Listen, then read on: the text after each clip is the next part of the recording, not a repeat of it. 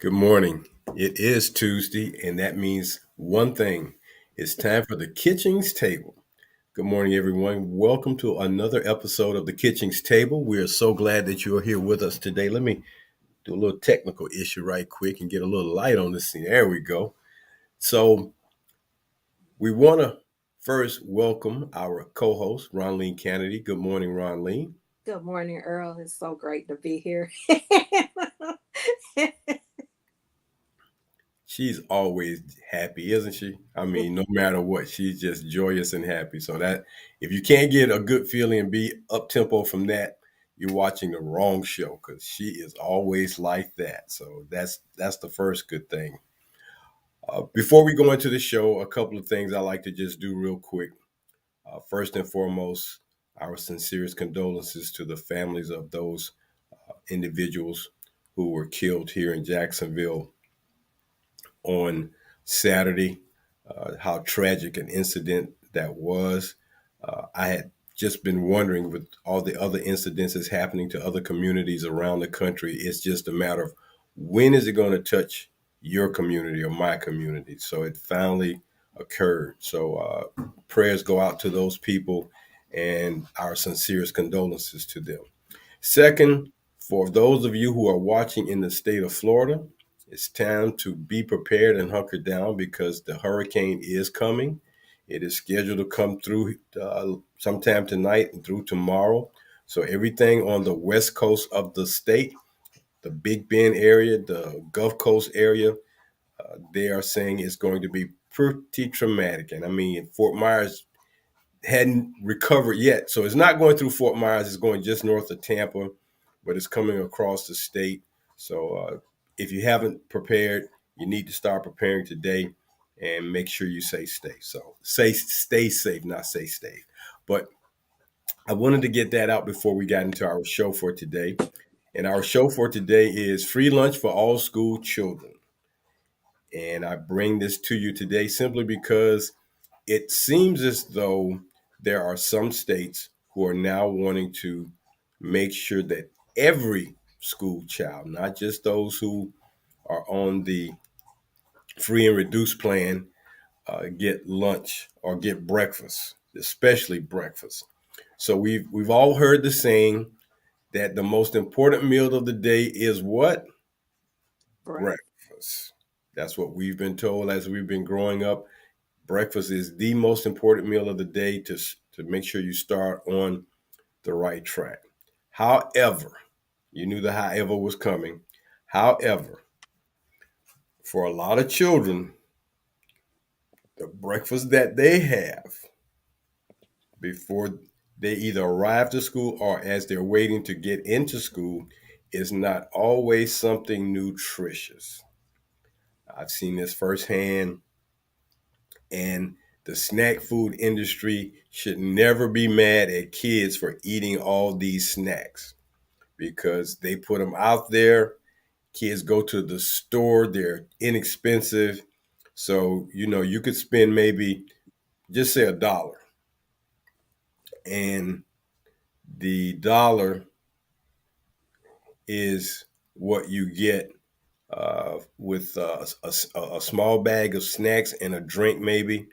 But just to see kids loading up on this type of food, it causes you to wonder. So free food is just not always what school children like. I know that much. And it's ironic that as we look toward making sure that all children can have free meals at school, if you don't know, America, especially when it comes to food for children at schools, is one of the most wasteful countries in the world. We throw away a lot of food. School waste is rampant and out of control. So, Ronleen, if I ask you, how many or how much food do you think America wastes per day? and per year. What would you tell our listeners and viewers? So it's interesting that you say that. You asked the question simply because I was just listening to a channel not so long ago about saving the food to keep it from being wasted. And they were coming up, there's a task force out right now about the billions of um, I think it's in the weight. They measured it by weight.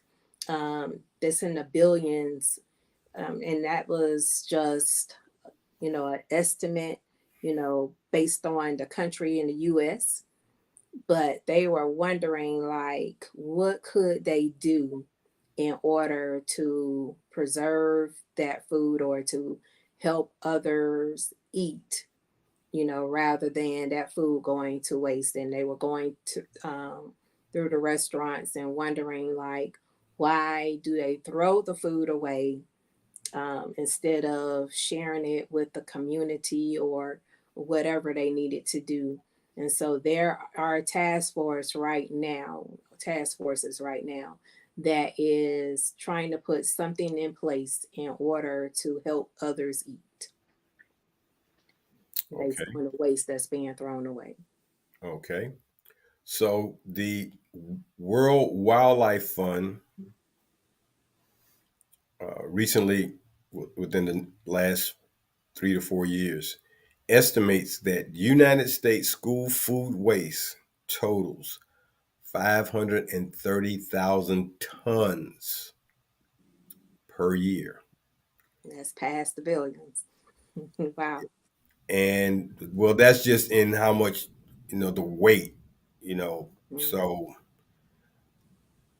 but then when we talk about cost, $9.7 million a day is wasted in cost. So they broke it down and said about 39.2 pounds of food and 19.4 gallons of milk are thrown out per school per year based on sampling of 46 schools in 9 cities. But the fact of the matter is, school year is 180 days. You multiply that times $9.7 million a day, and you get into the billions. And I bring this forward before we start talking about free lunch because we want to feed children, but then what we provide for them to eat on a daily basis is, thrown away. And when you talk about a total of $1.2 billion worth of food being thrown away in schools across the United States every year, that's a lot of food waste. And not only that, but it's a lot of waste from the standpoint of what it takes to get that food from raw materials to these children in school. I mean, think about what all goes into making sure they can have a carton of milk. You take that milk. It's you go to the dairy, you get the milk, you process the milk, you send the milk for it to be broken down into containers, whether it's the gallons or pints or quarts or whatever, and then it's broken down into the smaller cartons for consumption by school children.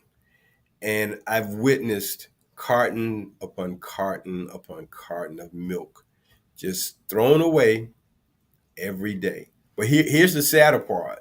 Like you brought out, why can't the food be transferred or used and given to people who really are hungry and need it? Like, for instance, we're not going to even go into this today. I'm going to touch on it briefly.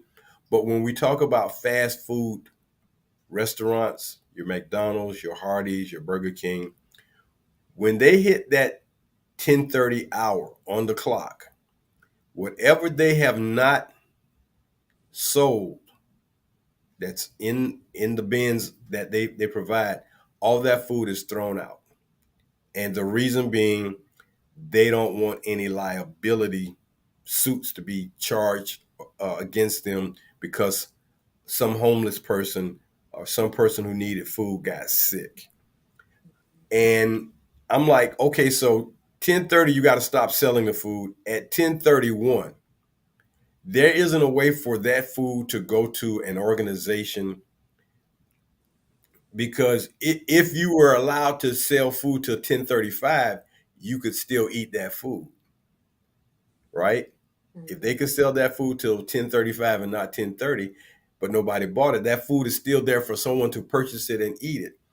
But because they're so concerned about lawsuits and hungry people, people out here starving, so it's a catch 22. Yeah, they're out here starving, they want food, but if they get sick, they want to sue. But if you're out here starving, you have no food, then you wish somebody would give you some food. And then the other side to that is for children in school. A lot of the children in school want to eat things that are to their liking, not nutritional stuff, just what they like. So you'll see a lot of pizzas, you'll see tacos, you'll see chicken nuggets. They make an effort to give them fresh fruits. I can't tell you how many times I've seen bananas or oranges or apples or pears or plums from their trays go to the trash can. That is just very, very wasteful. So I'm bringing this topic today because when states are wanting to feed all the children, not children who are just low income or who are in need, when they want to make sure that every child can get that breakfast in the morning to start the day, there aren't, but there's a limit to what kind of foods you would like for children to have in the morning for breakfast, right? There's cereal, depending on what kind of cereal it is, always got too much sugar. You put on something more nutritional, they're not going to eat it because it's not coated with sugar. You give them milk, they drink half the milk, they drink none of the milk. But you put a bag of snacks and a soft drink in front of them, and it's all gone. So the waste is because children coming from environments where maybe food is not given to them in certain nutritional value points. But if you're hungry, and it's sad to see a child come to school and they're hungry because, of course, when they talk about performing in school, they talk about, well, a child can't perform well in school if they're hungry. Well, if they don't like the food that's prepared for them and offered to them to eat for breakfast in the morning, what do they do? What do they do? They don't like what you have for them, but they're hungry. So they go to class and they're hungry and they can't perform in class because they're hungry because they don't like what you offer them, and it's not snacks. So it's a catch 22, and it's a sad situation that 1.2 billion dollars worth of food is thrown out just in schools, just in the schools. We're not even talking about restaurants, fast food restaurants that throw away food every day. We're talking about schools, and when you see the garbage cans at the schools filled with food, that some of that stuff again, you got to kind of think out the box. So if there's milk left over and there's fruit left over, what would happen if there was a way for you to turn those items into um, the drinks that everybody like, Hmm. right? What if you could do that? What if you could make smoothies? Would that make sense? Yes. But again, doing that requires a little extra effort, a little bit more time, but it may offset the fact that you're throwing away $1.2 billion worth of food every year. So I'm gonna take that milk, I'm gonna take that banana, I'm gonna take that plum, I'll take The an peaches and the apple. pear. Yes. and either juicer or smoothie, one of the two. Children have no problem, I don't believe, eating smoothies or drinking nutritional juice drinks. The other things that children um, may not like, that you can find a different way of doing it. I don't know if the cereals are just not what they like, but when we talk about who's getting breakfast, and I'm going to give statistics as we go on through the show, who's getting the breakfast, who's not getting the breakfast. It is just unbelievable. So in 1946, Ronleen, President Harry Truman signed into law the National School Lunch Program, and it is a federally assisted meal program operating in public and nonprofit private schools and residential care institutions. And it is supposed to provide, or it does provide, nutritionally balanced, low cost, or no cost lunches to children each school day. These are the lunches, but they've expanded that to now include breakfasts. So you've got a child who can eat 2 meals a day at no cost to them, or very minimal cost. I mean, very minimal cost. When we were in school and we went to the cafeteria to eat lunch, and I can only remember from high school, our lunch was 50 cents, and you got a dessert, you got a bread, you got a vegetable, you got a main dish, you got a milk, and we could get uh, a small container of orange juice. All that was 50 cents. And I guarantee you, it wasn't many days where they didn't prepare something that you did not like. I mean, there are some going to be some things, but most of the times, and this is at a time when stuff wasn't pre prepared. It was being made in the cafeteria in the mornings. We didn't have breakfast, so those cafeteria workers would get to the school maybe 5 o'clock in the morning, and by the time first lunch is happening around maybe 10:30, 11 o'clock, those are hot nutritional meals that have been cooked for the school students. And you can eat it if you like or not. But if you were an athlete, you better go. We used to buy what we call doubles. We would get two. We spend $1 every day. We're going to get two, because by the time you get to practice and all the exercise and running around, you're tapped. So you want to be full. And fortunately for me, my mother did prepare a small breakfast every morning. I mean, it was just enough to get me going and started, because lunch was going to happen a few hours later. But between lunch and getting back home for dinner, and the going to gym class, that's exercise. Going to practice, that's exercise. So, but in a day and time where you're now feeding children both a free breakfast and a free lunch, and we're wasting over $1 billion a year in food. Where's the disconnect? What is Why isn't there some solutions better than what they're offering? And if there aren't any solutions, why can't there be some solutions? So I'm gonna pause it there and let you weigh in a little bit, because it's just unbelievable how much money is spent, uh, and how much processing is done, from taking it out the ground, or taking it from the cow, or taking it and bringing it to school. It's the processing. So I'm gonna pause it right there, Ronleen, and let you weigh in a little bit. All right. So I'm going to say a few things and you just answer um, trashed or eaten. Okay. So French Okay. fries. Eating, Okay. Pizza. eating, Sloppy Joes. eating, Succotash. tossed.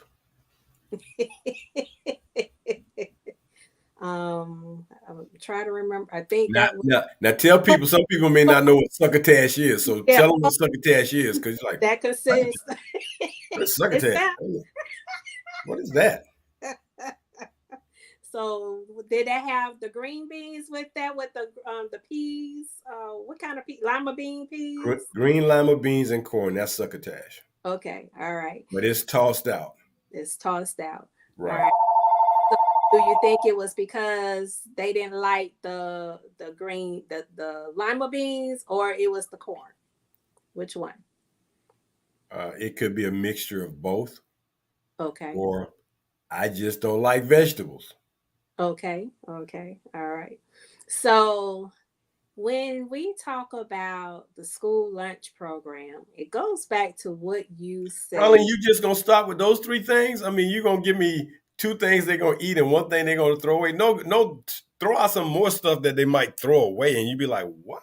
Well, we've already covered the corn and the peas. You just said that they don't like they that was the two things that they That, threw out. that's So vegetables. Where are the fruits? okay. All right. Well, you already covered the fruit when you said they didn't like apples. That was being thrown out. They Yeah. didn't like oranges. That was Well, being thrown out. They didn't like plums. You know, and when you said plums, that was really kicked me in the gut. Like, okay, well, what's going on? The fruit not sweet? it may not be sweet. I mean, and some kids eat it, some kids don't. Like I said, the snack thing is very prevalent. But go on, I'm gonna let you finish. So it goes back to what you said in a couple of our shows that when you need representation for your groups. Okay, so in order to find out what does the children like, they need that task force need to include the children, because when you're talking about a mixture of culture and you mixing that together, then it's like, okay, you need to know what they eat in the households, right, in order to be able to put it on the menu. So spaghetti, the Italian stuff we just covered, which is I didn't say spaghetti, but it was the spaghetti. What was the pizza? Pizza, yeah. Okay, so spaghetti and pizza, and it was another thing, but I don't think that was Italian. But anyway, those two things I knew on our when we seen it on our lunch menu, that was a wrap. We knew that wasn't going to be tossed unless we just had some really bad cooks. Okay, Right. all right. And then what I chicken. Is that a toss or eaten? Chicken nuggets. Chicken nuggets. So okay, so back in our day, we used to have like a what was that, a drumstick or a thigh. I don't believe we had white meat at all. Or maybe, yeah, I don't believe we had white meat. Well, So y'all were doing good because I don't remember having chicken pieces when I was in school. I mean, we had chicken. It was like a chicken something mixed in with something else, but I don't remember having. And of course, I that was a long time ago, but I just don't remember there being those chicken parts. So okay, so yeah, we had the chicken parts, and then when you said that, we had pot pies. okay, yeah, we had something. If you took off the crust, what was left in the pot pie, that's what they would have, and they would take that kind of mixture and they would put it over rice. Oh my goodness! Oh my goodness! Mm. Okay, okay. Yep. Okay. Yes. So, and as you know, there is some years between the two of us. So by the time I came through, I guess whatever wasn't working, or whatever the cost effectiveness was, and maybe that those changes took place from there. I don't know, Right. but again, it needs to consist of a task force. Like I said, so many cultures have come together. So like you said, tacos. That was that a wrap as well? But the taco, Yes.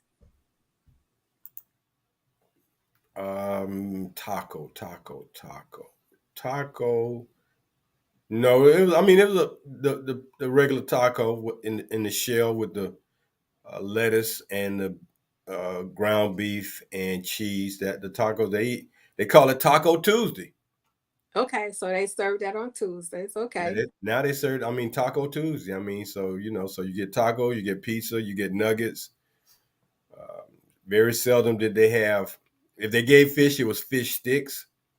Yes, I remember that when I just said that right. I do remember that being added to our menu as well. So, and is the fish, is that a toss or a keep?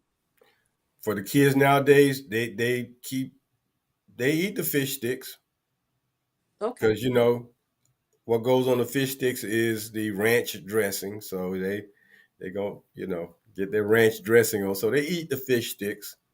Okay. Okay. All right. So, with that being said, Earl, what and like I said, when you talked about putting people on those panels to weigh in on what they like, I Yeah, think that would be helpful to get down, especially to the vegetable area of the menu, to find out what would they like. I remember, do you remember spinach being on the menu? yeah. I never bought spinach. Okay, all They right. didn't have to ever worry about me getting that little bowl of spinach when I was in school, from elementary school all the way through high school. If spinach was in that little bowl, you didn't ever have to worry, ever. I underline the word ever have to worry about me buying spinach. Cooked spinach? Oh no. The Oh, smell got me, and it's like, nope, not doing it. okay. All right. So do they do like a salad, like a house salad or a chef salad or anything like? They do like a house salad, and they have a squeezed packet of dressing. Most of the time, the dressing is ranch. Okay. I very seldom see anything other than ranch dressing. So ranch is a common dressing for either their nuggets or their salad or anything of that nature. So that's where that comes off. But yeah, so they don't toss that. It seems like most of it was either the milk, some of the fruits, and oftentimes the vegetables. Okay. The And when you talked about the fruit, like I said, that just really surprised me because most children are acclimated to drinking orange juice. So I couldn't imagine oranges being a problem. Okay. But you said that was a toss. So, Sometimes for some kids, I mean, like I said, when lunch is over, when lunch is over, and you watch them dump their trays or empty their trays, and you just look at the number of fresh fruit that is just thrown in the garbage. Sometimes it's bananas, sometimes it's apples. I would say maybe half and half. Half the time they were throwing away stuff, and you know, the other half they ate it. And I know for me, what I would do sometimes before they tossed it, I would just walk around to their trays and ask them, "Are you going to eat this or eat that?" And if there are apples or bananas, I would just grab it. okay. So I might leave out the cafeteria with 5 or 6 bananas or 5 or 6 apples or oranges, because it's like it's nutrition when y'all won't even eat it, but y'all will throw it away, and you got all this waste, and it's like it's crazy. But yet, as soon as school is out, guess where they're headed? To the corner store. To the corner store to get that snack. Uh-huh. To the And corner. then they're selling snacks in the cafeteria. They're Okay. selling the snacks in the cafeteria. So it's a catch-22. I mean, it's like you're fighting against. I'm sorry, you're fighting against wanting to provide, but yet you're having to fight the snack industry. Mm. And kids bring snacks to school. And I tell you another thing that's really interesting and funny. You ever seen kids share snacks? Yes. Okay. They don't care about no germs. No. If you got a snack somebody wants, it's Or one it thing to gets pick. sold. It gets sold. It's like yeah, or it gets sold. If you like, then you happen to ask for it, and they happen to be one of those little miniature bags or whatever. the little miniature bag gets sold. Well, they'll take that miniature bag, even if it's a larger snack bag. And here's what's so funny: a friend will ask them for some of their snack. They won't just kind of pour it out of the bag. They'll reach in the bag, take it out, and then put it in their friend's hand. I'm like, I I call children in school walking germs because Yeah. man, do they don't know how dripping of germs they are each and every day. And when I see them doing that, it's like, they don't care. As long as I can get some of the snacks. You got some Skittles? Hey, can I get some of your Skittles, man? And the one with the snack trying to be very prudent about giving is like, okay, they'll take out just enough to give you some. Mm-hmm. Mm-hmm. That is just mm. So looks like we're at a halfway point. Hey, this is the Kitchings Table with your host W. Earl Kitchings and Ron Lee Kennedy. Our topic today is uh, free lunch for all school children. We're talking about the fact that states are working toward giving free lunches to every child in school, not just those who are in the uh, free lunch or school reduced lunch program. They're looking at trying to do it for all children for breakfast and for lunch. This national school lunch program has been going on since 1946. So we like to thank you for joining us today, and hopefully some of the anecdotes we share with you give you a laugh and make you think back to your days in school, or think about your children or your grandchildren in school, because these are some of the things that are actually going on in this day and time, Raleigh. Yes, yes, yes. So, what do you agree with me about having that task force to include the children, like a representative from the cultures, or do you think it needs to be the parents that needs to be involved? What do you think the weigh-in needs to be? Well, I surely think you can survey children and find out, what their likes are. But it's going to be, things that are sometimes nutritional and sometimes not. They'll eat chicken nuggets every day if you gave it to them. Mm-hmm. They'll eat pizza every day, and I was told that uh, the companies that do the pizzas are putting vitamins inside the sauces uh, so that they can get some of the vitamins when they're eating the pizza. Uh, Tacos, yeah. Fish sticks, yeah. So there are some things that, like I said, they will eat, but it's just some things that are going to be wasted. And I think when we talk about fruits, fresh fruits, we have to be mindful of what we provide them. I mean, because there's sometimes when they get apple slices already pre-cut in bags, and still that may or may not, because here's the other thing, Ronleen. Now we talk about the free lunch program, but you know what else they do? They provide children a snack between lunch and between the time they get out of school. They bring a snack around to the kids. So the snack may be some apple slices and some juice or something just to get them through. And I'm like, man, we didn't have, if you didn't get breakfast in the morning, you got to school, you were in trouble. All you had was lunch. There was no snack between lunch and by the time you get out of school.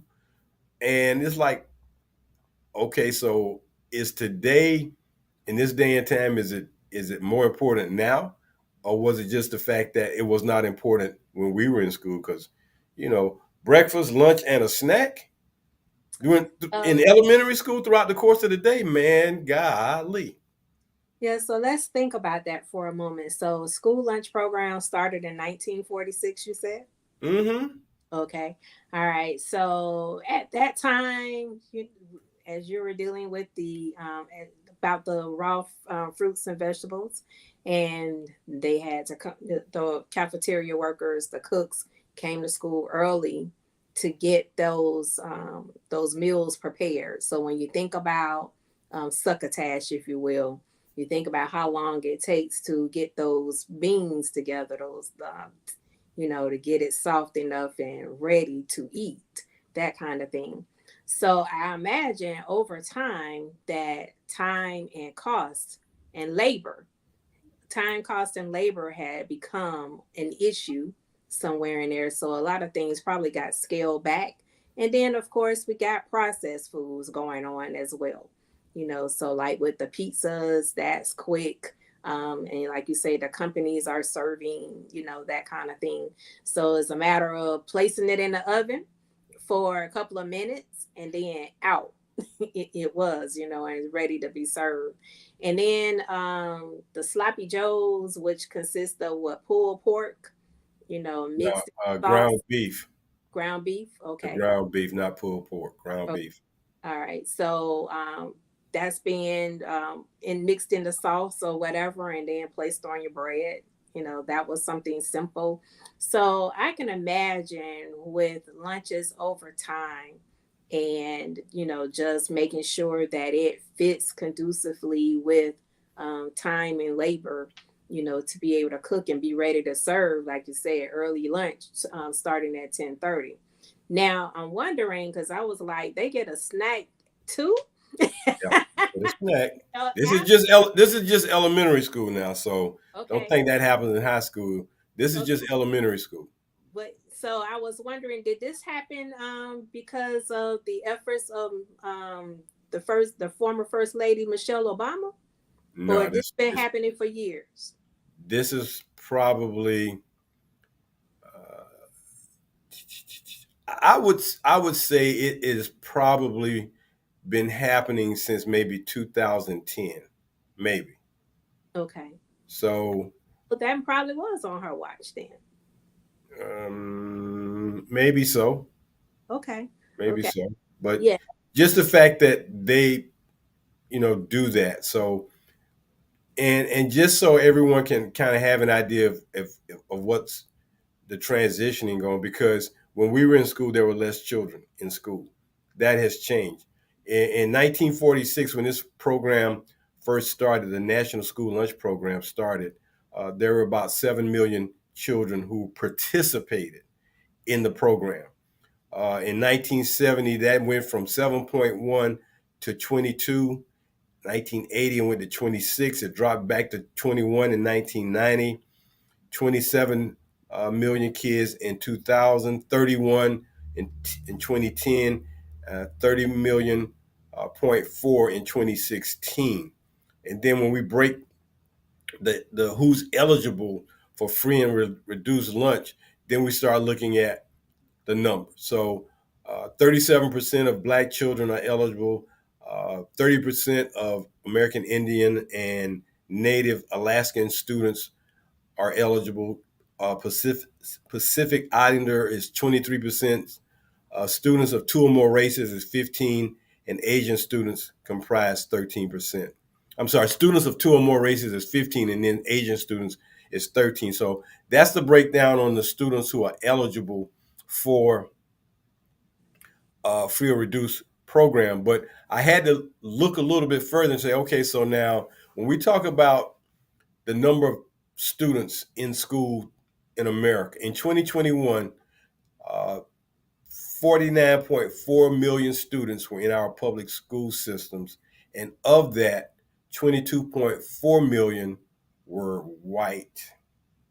And I'm breaking that out simply because when we talk about numbers, when they give you these percentages, you look at a percentage being higher than a real number, but it's not always the case. Black students comprise about 7.4 million students in public schools, but they comprise 5.5 million of students who are on the National School Lunch Program. So uh, the demographics definitely favor low income students. Uh, but then again, when we look at the way the breakdown in the schools are, when you're trying to feed the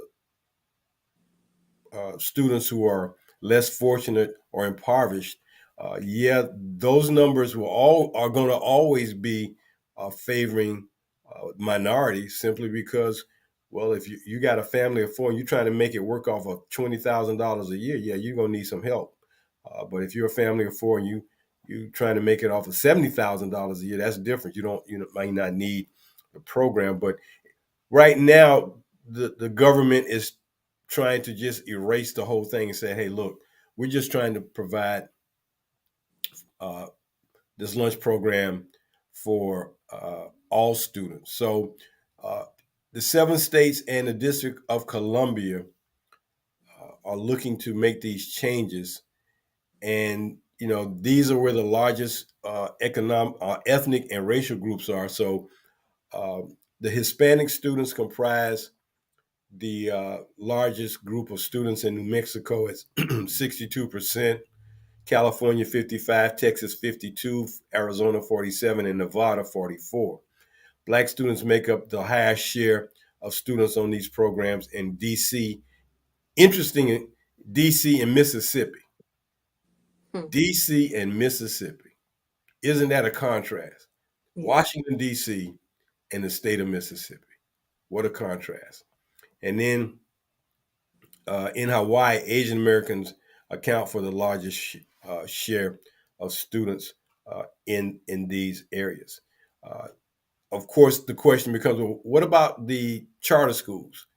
Well, there about 3.7 million students in the 7,800 schools and campuses that are under the umbrella of charter schools. So when you look at numbers, charter schools are still they're impactful. They're just not with where the numbers are.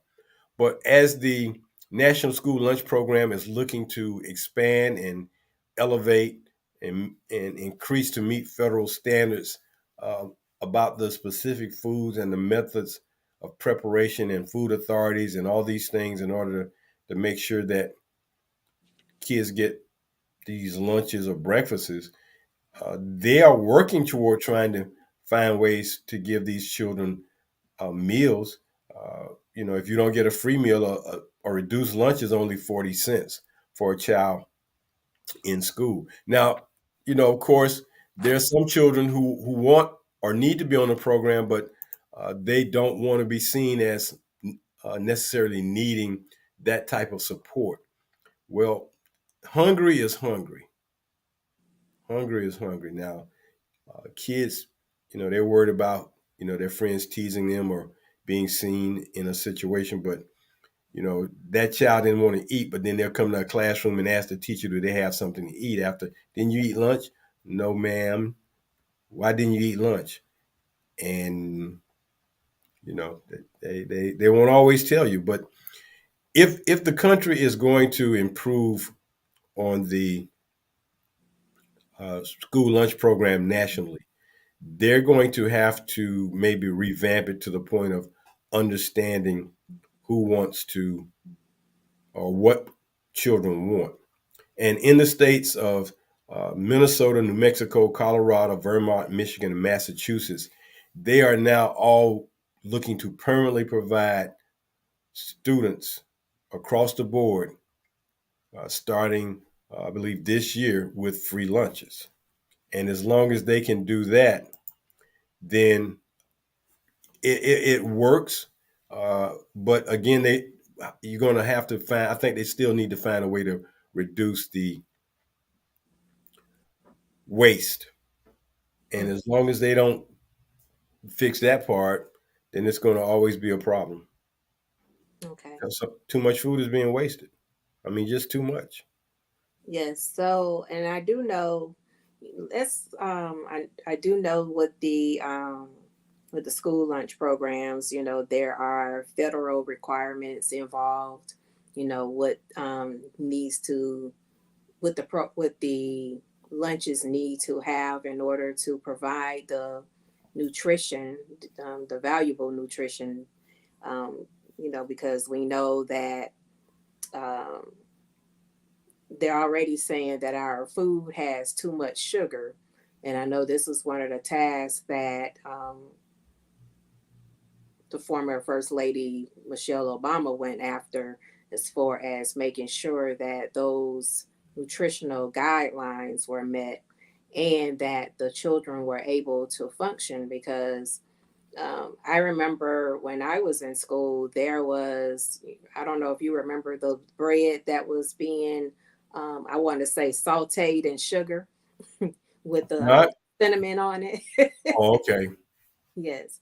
And so, and it's like I used to wonder, like, every time why everybody was so drowsy, when after eating breakfast or whatever. And then I was like, okay, well, what did you have? Because I ate Right. breakfast at home. But then when they talk about the bread or whatever, I'm like, okay, I eat bread. So I just didn't understand what sugar does to your body. And they say this has been going on for the last 50 years now, right? Right. So, with that being said, it's like, okay, I'm glad she got involved to bring a nutritional guidance, if you will, to us, so that we can be aware of what's going on in our school lunches and things like that.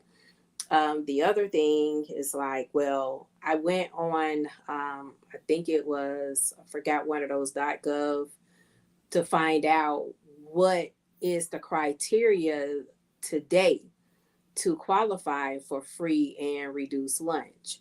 And so if you have a family of four and your income is 39, if more than $39,000, you do not qualify for free, or I think it's you don't qualify for free lunch. But if you are in like a means of, I think it was like between 59 or $60,000 for a family of four, then you qualify for reduced lunch.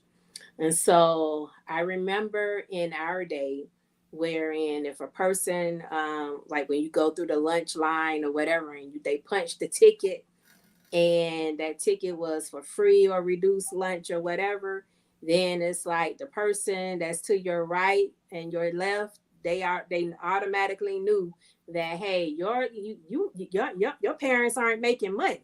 So maybe that's the stigma that's with these school lunch programs. I don't know, what can be done, but if they make lunch available for everybody, then it doesn't matter what you know the children won't be on their mind as far as income or whatever, to be able to bully the children with, if that's what I'm trying to get to. Well, I don't know if that necessarily plays a large part of the consumption of the food and who's on the program. I mean, I know income has something to do with it, but when the government is taking steps to say, well, it doesn't matter, we're just wanting to provide free lunch to all students. There's no more charge. So it's up to the parents to sign their child up for it. And I know sometimes because they have to track it. So if you're not signed up for the program and your child did not bring their lunch to school and they're hungry, it does create somewhat of uh, an administrative challenge. Not the fact that they can't feed the child, because it's more than enough food. I mean, their elementary school kids aren't eating that much food, but if if they're going to continue this program and make it work, find out what kids want to eat, and make it as nutritional as possible. Find some other ways. Like I said, uh, if you took all that fruits and milk and made smoothies every day, I mean, again, that's just one more step. However, if it means I'm not going to waste all this food, then let's find a way to take one more step, because you can make smoothies and have them in the refrigerators at the school, and when it's time for lunch, you bring them out as needed, and put them out. And just like with milk, they keep them in a freezer, a small refrigerator freezer, but it's a little bit different. But again, one more step to minimize throwing wasting food and the money associated with that. So we'll see what happens. But I just wanted to bring that to everybody today about the lunch program, the amount of food that is being wasted, and what some states are now trying to do to alleviate the problem. Thank you so much, Earl, for bringing that to light. I really appreciate that because, when you talk about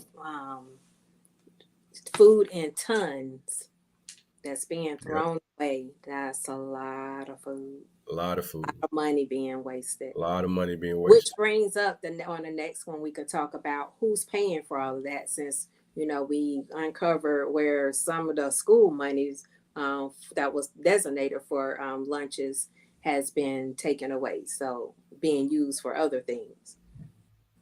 Well, we'll look into that and bring that to our audience.